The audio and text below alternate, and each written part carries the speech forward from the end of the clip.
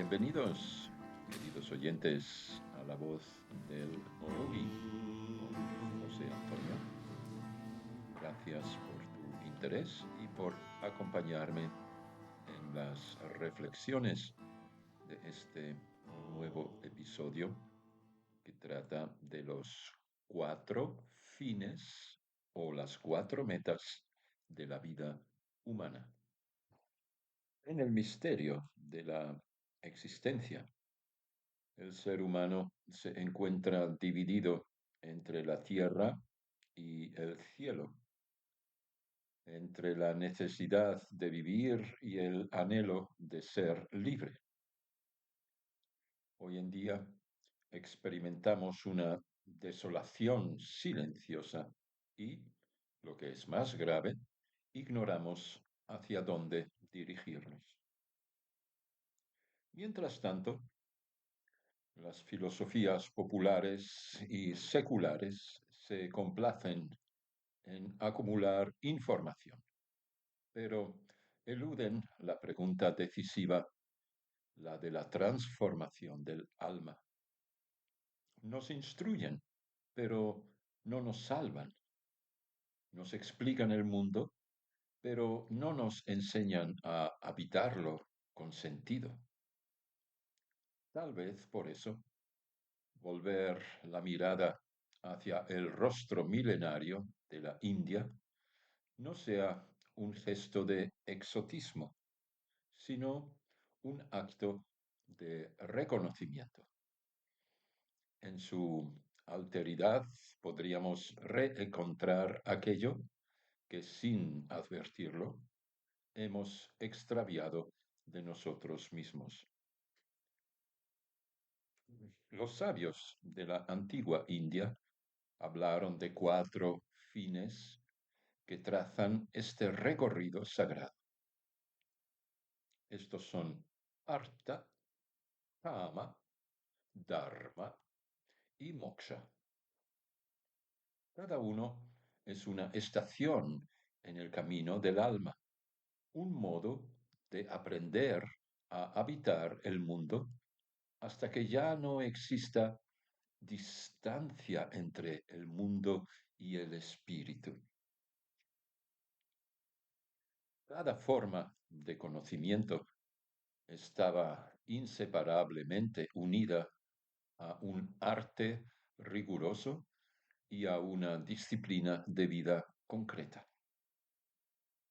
El saber no se concebía como una acumulación abstracta de nociones y de información, sino como una práctica encarnada, exigente, que reclamaba la transformación integral de quien la asumía.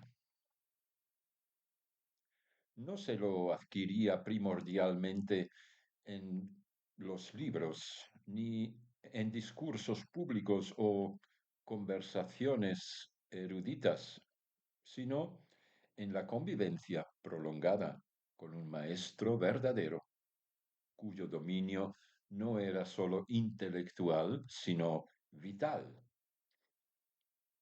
Aprender en aquellos tiempos significaba someterse a un proceso de formación paciente, donde el conocimiento se transmitía tanto por la palabra como por el ejemplo, y donde saber y vivir eran, en última instancia, una misma cosa. ¿Qué es aquello que se despliega ante mí y me envuelve bajo el nombre de mundo? ¿Qué es ese devenir que me arrastra inseparable de la tierra a través del tiempo y del espacio? ¿De dónde brota todo cuanto es y hacia qué término se encamina? Y en medio de este drama vertiginoso, ¿cuál es mi lugar, mi responsabilidad, mi fin último? Para la filosofía de la India, estas no son preguntas accesorias ni ejercicios especulativos, sino el núcleo mismo de la existencia humana. La tarea primordial y, en último término, ineludible del hombre consiste en penetrar ese misterio, aprender el modo justo de actuar y someter la totalidad de la vida psíquica, intelectual y afectiva a una transformación radical. Solo a través de esta transmutación integral es posible la liberación, la superación del engaño, la disolución del yo limitado y la reintegración consciente en lo absoluto. El primero y más decisivo de sus sistemas de ordenación es este de los cuatro fines o las cuatro metas de la vida humana. Metas o ámbitos de la vida humana a través de los cuales se articula la totalidad de la existencia y se orienta el sentido último de la acción, del deseo y del conocimiento. Nos dedicamos a estos cuatro capítulos, empezando con Artha. Es el primer propósito de la existencia. Es la raíz visible del mundo, la materia. Artha representa la lucha perpetua del ser humano por afirmar su presencia en el ámbito de lo tangible. No se trata solo de poseer, sino de conquistar el derecho a existir entre la escasez y la codicia ajenas, entre la ambición de los otros y la fragilidad propia. La economía y la política, instrumentos de este fin, son los campos donde el individuo sostiene su combate con la realidad, donde sobrevive a la envidia, la calumnia y la mascarada de los tiranos. Arta significa literalmente cosa, sustancia, objeto, pero su resonancia es más profunda. Nombra aquello que nos ata al mundo y, a la vez, lo que le da sentido. Es el conjunto de todo lo que se puede perder y por ello todo lo que realmente importa. La casa, la familia, el sustento, son los pilares visibles donde descansa lo invisible del deber y la virtud. En el pensamiento indio, vivir no es un acto aislado, sino una deuda.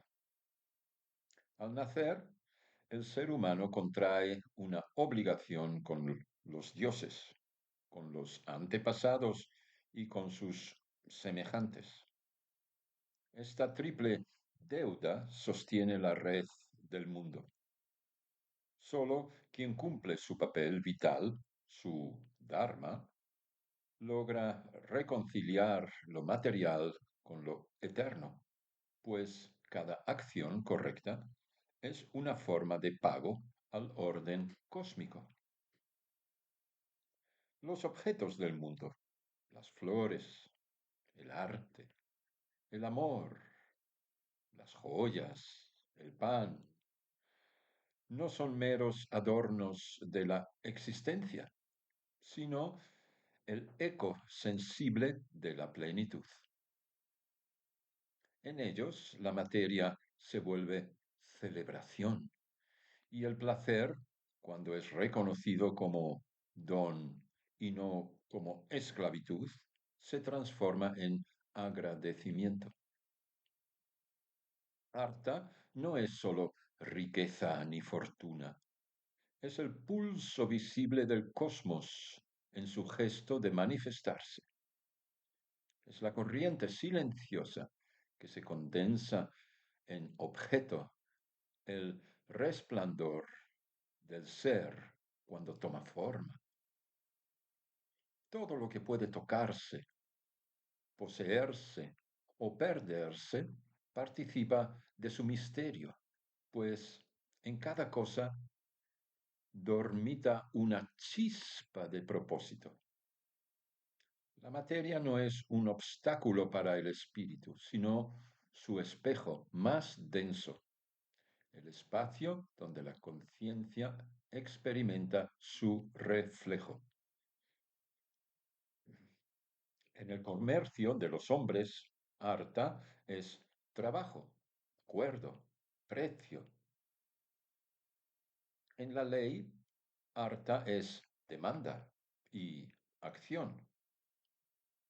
Pero en los recintos más hondos del alma se revela como deseo, causa y sentido. Allí deja de ser simple adquisición para volverse búsqueda, el anhelo de que la forma exprese su fin, de que todo lo creado cumpla su promesa secreta. Así, el ser humano no persigue objetos, persigue el fulgor que en ellos se oculta. Como sustancia o como verbo, Arta vibra con la misma melodía, a causa de, en nombre de, o también para. En este eco resuena el impulso del universo, la voluntad de desplegarse hacia un fin. Arta es la respuesta de la materia al llamado del espíritu, el diálogo perpetuo entre lo que existe y lo que aspira a ser. En él se unen el medio, el deseo y el fin. Es la flecha y el blanco, la senda y el propósito, la raíz que sostiene el árbol y la flor que busca la luz. Comprender Arta es reconocer en lo material la huella de lo invisible y en cada posesión una forma de comunión temporal con lo eterno. En la antigua India floreció una literatura singular dedicada a Arta, donde la sabiduría se adentró en los dominios de la política, no sólo la política de los reinos y de las cortes, sino la más sutil, la política interior, aquella que el individuo libra en los territorios de su propia alma. Es el arte de gobernarse, de conquistar sin violencia y perdurar sin despojo, la ciencia invisible que enseña cómo sostener el poder sin ser poseído por él. Ah, las fábulas de animales se alzaron como espejos de esa verdad. En el lenguaje de las bestias, el sabio escuchó los ecos del instinto y la inteligencia primordial, primitiva. A través de sus historias, la vida misma se revela como una guerra sin odio, una danza donde cada ser juega su papel en el teatro de la necesidad. El zorro, el cuervo, el león y la serpiente son entonces símbolos del alma divina entre la astucia, la ambición y el miedo, maestros que enseñan con su crudeza que la supervivencia no es contraria a la sabiduría, sino una de sus formas más antiguas. Bajo esta mirada, la política deja de ser un mero arte de dominio externo. Se convierte en meditación sobre la energía que sostiene el orden del mundo. La tensión perpetua entre la conservación Y el cambio entre el deseo de existir y el deber de trascender, así en cada historia se percibe una enseñanza silenciosa. Quien se conoce como soberano de sí mismo ya no teme perder ni ganar, porque ha comprendido que el verdadero reino se encuentra dentro. Como toda doctrina nacida de la India profunda, esta enseñanza no busca moralizar, sino revelar un arte, el arte de comprender las fuerzas que rigen la existencia. No se detiene ante prejuicios, pues la sabiduría no conoce pudor frente a la verdad. Por eso, sus textos resuman como fórmulas elementales, secos y precisos, como si tuvieran grabados sobre piedra por una mano sin temblor. Son espejos donde el ser humano contempla las leyes impersonales que gobiernan tanto al tigre como al rey, tanto al mendigo como al sabio. Esta doctrina se nutre del reconocimiento de que la vida en su raíz es conflicto, un círculo de devoraciones y renacimientos.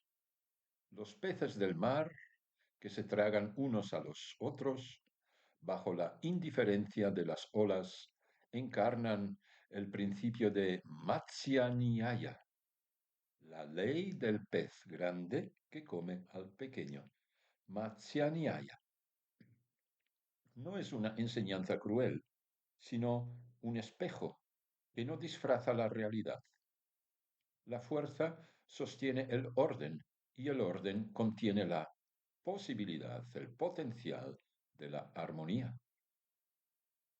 Así, el Artha Shastra, la enseñanza del Artha, el manual de la ciencia de la riqueza y el poder, no es sólo un tratado humano, sino una lectura de los ritmos cósmicos aplicados a la conducta humana. Enseña que el mundo se organiza no por ternura, sino por leyes eternas que el sabio aprende a aceptar sin desesperación.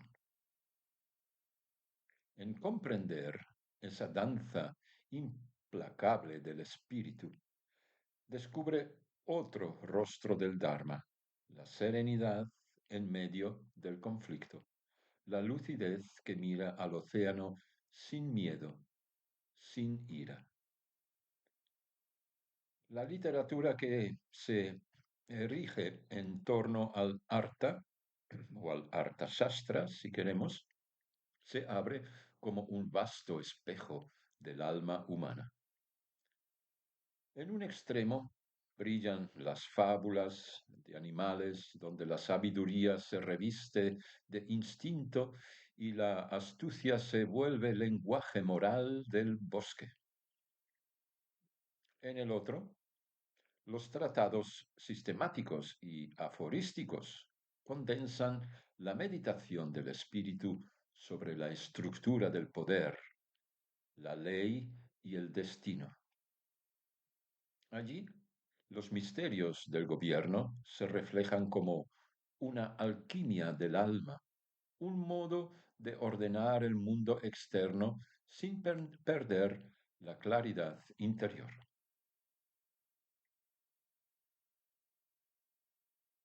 De su convergencia se desprende una filosofía práctica y viva, en la que el poder no es solo dominio, sino responsabilidad.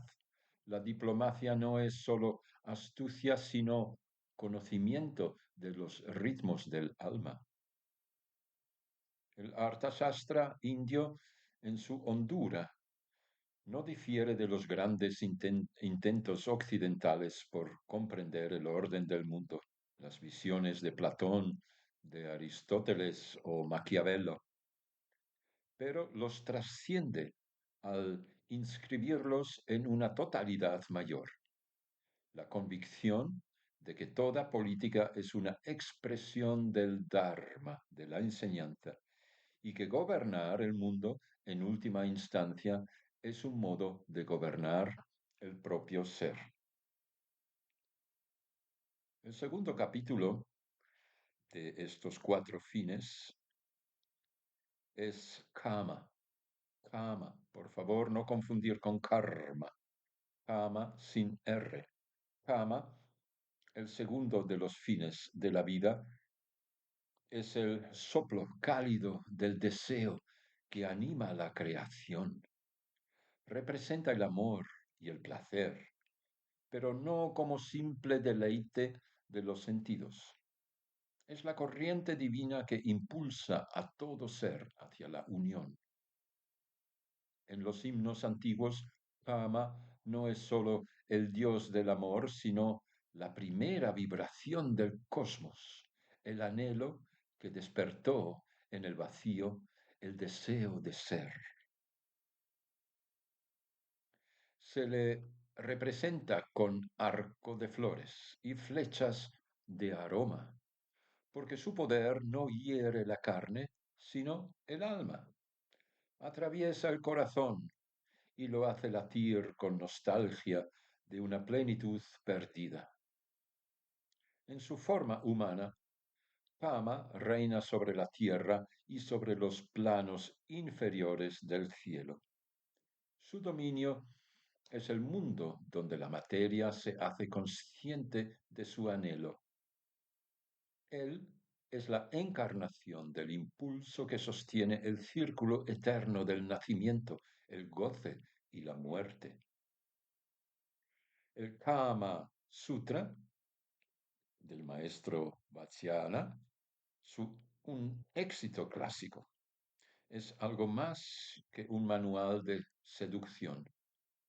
Es un tratado sobre la armonía de los seres. En él, la unión física se comprende como una danza de energías, una imitación del juego cósmico de Shakti y Shiva. La sensualidad no se celebra como exceso, sino como arte que reconcilia lo humano y lo divino, lo corporal y lo invisible. Solo a través del placer reconocido con conciencia, el alma aprende a no ser esclava del deseo, sino su sacerdotista. Pese a la fama de erotismo que esta enseñanza llevó a Occidente, la India siempre miró al amor con reverencia contenida. Su rostro verdadero es austero, disciplinado, orientado hacia la trascendencia. Kama no se opone al espíritu, sino que lo despierta. Enseña que el amor, cuando no se busca por posesión, sino por comunión, se convierte en un camino hacia la liberación. Así, el deseo deja de ser fuego que consume y se convierte en llama que ilumina. A través de los siglos, el matrimonio se convirtió en un tejido de destinos entrelazados por las manos de las familias. Los astros hablaban antes que los corazones y los acuerdos se sellaban por cálculos de linaje y fortuna. Los jóvenes, espejos de antiguas deudas kármicas, eran unidos por la voluntad de los mayores y la escritura del cielo. Así, el amor debía aprender a florecer dentro de los límites del deber y la pasión a templarse en la disciplina de la tradición. Fue para este mundo no ardiente, sino contenido, que se compiló la ciencia del Kama, una guía para encender el fuego en una existencia demasiado fría. no un libro para libertinos, sino para almas que buscaban comprender cómo despertar el amor donde solo había deber. Entre conveniencia y la emoción, Kama enseñaba el arte del ajuste, el conocimiento de cómo crear armonía en el paisaje silencioso del matrimonio. De esas páginas, frías en apariencia, surge aún una luz sutil. En ellas se esconde una comprensión profunda de la danza entre los sexos, de los movimientos invisibles que unen el alma femenina y la masculina. La India no redujo el amor a instinto, no lo elevó a símbolo, símbolo sagrado. Los tratados sobre el Kama son espejos de la mente y del corazón, anatomías de la emoción, mapas del deseo que intentan descifrar su destino divino. Más aún, las artes del placer, danza, música, teatro, poesía, se convirtieron en senderos paralelos hacia la misma sabiduría. Los Natya Sastra, tratados de estética sagrada, describen no sólo el arte escénico, sino el reflejo de la vida en movimiento. En ellos, los héroes y heroínas no representan cuerpos, sino estados del alma, emociones que se despiertan, maduran y se disuelven. Cada gesto es un rito, cada mirada invocación. Así, el amor deja de ser solo humano, se vuelve lenguaje de los dioses. El tercer capítulo de estos cuatro fines trata del Dharma. Dharma es el corazón secreto del orden universal. Representa el cumplimiento de los deberes religiosos, morales y sociales, pero su esencia va más allá de la mera norma. Es el pulso mismo de la verdad que sostiene al mundo. Dharma es la ley invisible que armoniza la diversidad, el eje alrededor del cual gira toda acción justa. Es el espejo del alma que, al reflejar la luz divina, dirige al ser humano hacia su centro. Sus enseñanzas fueron custodiadas en los Dharma Shastra y Dharma Sutras, los libros de la ley, palabras antiguas atribuidas a sabios y a figuras arquetípicas como Manu, el antepasado primordial. En ellos, el deber no se impone, se revela como resonancia del orden cósmico. Cumplir el Dharma no es obedecer por temor, sino escuchar la voz interior que susurra en armonía con lo eterno. Cada rito, cada norma, cada gesto cotidiano es una ofrenda que mantiene vivo el tejido del universo. En este vasto sistema, la jerarquía no es signo de poder, sino de conciencia. El sacerdote, el noble, el mercader y el trabajador representan aspectos del mismo espíritu: pensamiento, fuerza, sustento y acción. Pero por encima de todos se alza el sabio, el Mahatma, el magnánimo, no por autoridad, sino por claridad. Es él quien, al comprender la verdad sin tiempo, se convierte en fuente de orden para los demás. Su mirada mantiene la armonía entre lo visible y lo invisible, entre las manos que trabajan y los corazones que oran. El rey gobierna solo porque el sabio contempla.